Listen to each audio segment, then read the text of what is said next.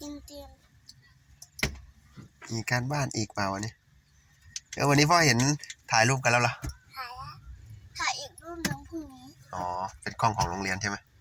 วันนี้กล้องมือถือของครูใช่ไหมถ่ายรูปจบอนุบาลใช่ไหม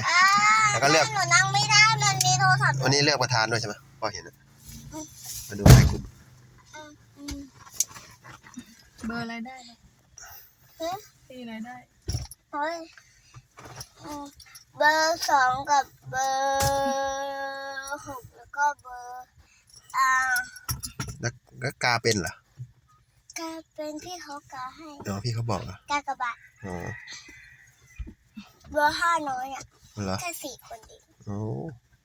ได้เลือกประธานโรงเรียนเขาด้วยนะเป็นสมาชิกที่เข้าไปเลือกล่ะอนุบาลอะไรอนุบาล3ล่ะฮะน้อง